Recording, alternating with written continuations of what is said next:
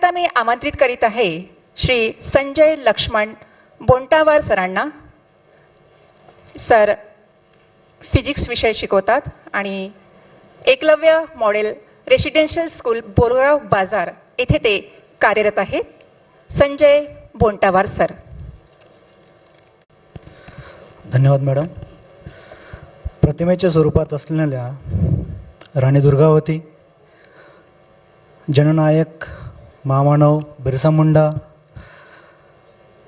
व ज्यांच्या विचारावर महाराष्ट्राची निर्मिती झाली अशा अखंड हिंदुस्थानाचे आराध्य दैवत शिवाजी महाराज व ज्यांच्या घटनेमुळे ज्यांनी घटना लिहिली, जे घटनेचे शिल्पकार आपण म्हटले जातात डॉक्टर बाबासाहेब आंबेडकर, अशा या सर्व महामानवांच्या विचारांना प्रथम मी वंदन करतो व त्यासोबतच सन्माननीय मान्यवर व आदरणीय व्यासपीठ या सर्वांना मी आभार व्यक्त करतो की त्यांनी मला तर दोन शब्द बोलण्याची संधी दिली.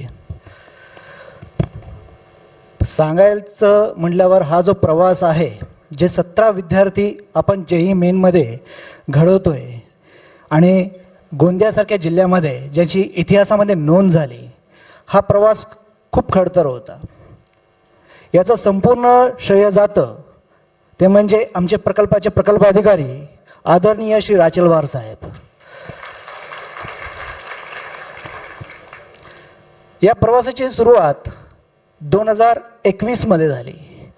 शैक्षणिक वर्ष 2021-22 मध्ये जेव्हा 12वी बोर्डाच्या परीक्षा संपल्या, लगेचच आमच्या साहेबांच्या डोक्यात म्हणजे त्यांच्या कल्पक दृष्टिकोनात एक विचार आला की या विद्यार्थ्यांसाठी क्रॅश कोर्स राबवायचा आणि या क्रॅश कोर्सचा कालावधी होता फक्त 1 महिना. या 1 महिन्याच्या कालावधीमध्ये आम्ही 7 आश्रमशाळा व 1 एकलव्य निवासी शाळा असे एकूण 8 आश्रमशाळेतील 50 विद्यार्थ्यांची निवड केली. या 50 विद्यार्थ्यांपैकी 23 विद्यार्थी वेगवेगळ्या क्षेत्रात प्रावीण्य मिळवलं. त्यामध्ये इंजिनिअरिंग, नर्सिंग, फार्मसी, मेडिकल अशा वेगवेगळ्या क्षेत्रात त्यांनी प्रावीण्य मिळवलं.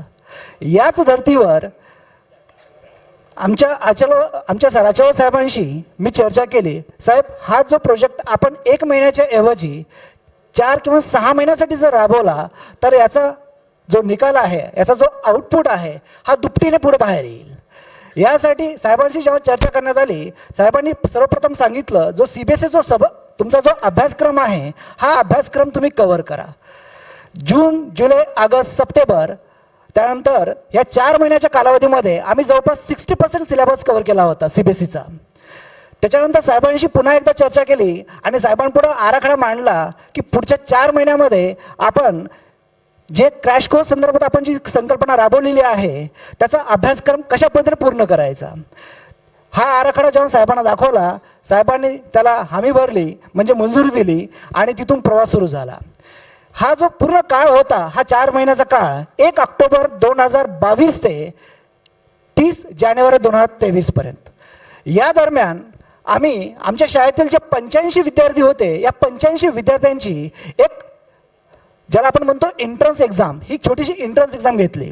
आणि या एंट्रन्स एक्झाम मधून आमच्या लक्षात आलं की काही विद्यार्थ्यांचा मेडिकलकडे आणि काही विद्यार्थ्यांचा इंजिनिअरिंगकडे कल आहे. जेव्हा हे साहेबांना मी सांगितलं, त्यानंतर साहेबांनी सांगितलं फक्त 50 विद्यार्थ्यांची एक सुपर 50 बॅच तयार करा, ज्याला आपण स्पेशल कोर्स असं नाव देऊ आणि मिशन शिखर या उपक्रमाच्या अंतर्गतच ही बॅच तुम्ही कंटिन्यू करा. यासाठी ज्या काही गोष्टी लागतील, स्टडी मटेरियल म्हणा, रेफरन्स बुक्स म्हणा, ऑनलाईन ज्या काही गोष्टी लागतील ते सगळं मी अवेलेबल करून देईन. प्रवास सुरू झाला.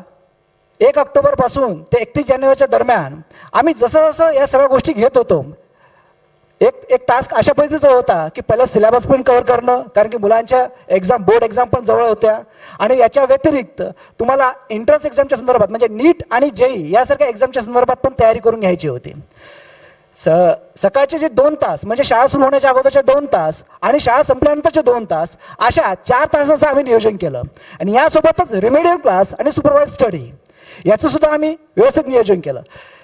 या 4 महिन्याचं नियोजन करत असताना सातत्याने एक गोष्ट प्रखरतेने जाणवली, ते म्हणजे साहेबांचं म्हणजे एकदम खंबीरपणे आम्हाला जे पाठबळ मिळत होतं आणि वारंवार या गोष्टींची जे फॉलोअप घेत होते, त्याच्यातून त्यांचा एक दृष्टिकोन जाणवत होता, ते म्हणजे आदिवासी विद्यार्थ्यांसंदर्भात असलेलं त्यांच्यामधलं एक, ज्याला आपण म्हणतो ना की एक सॉफ्ट कॉर्नर, या विद्यार्थ्यांना पुढे भविष्यात काय म्हणजे कुठल्या पदावर नेऊन ठेवणे, कुठल्या उच्चस्तरीय शिक्षण देण्याची जे भावना असते, ती भावना त्यांच्या वारंवार त्यांच्या बोलण्यातून जाणवत होती.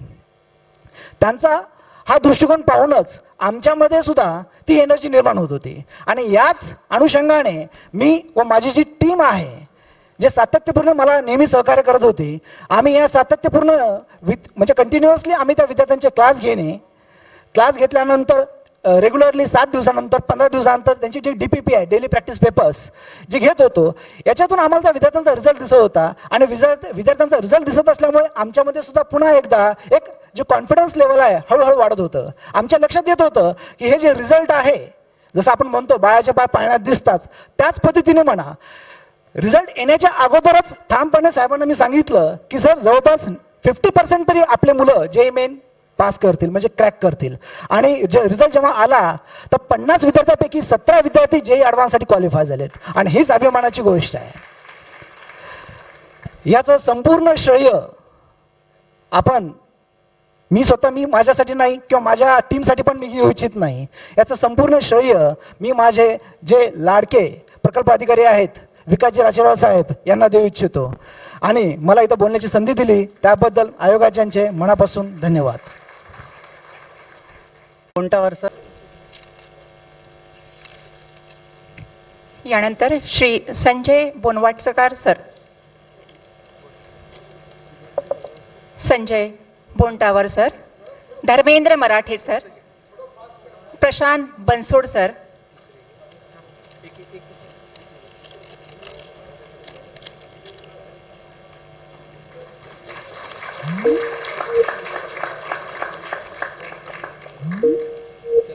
देवरी प्रकल्पातील JEE पूर्व परीक्षेतील यशस्वी विद्यार्थ्यांनी तयार असावं.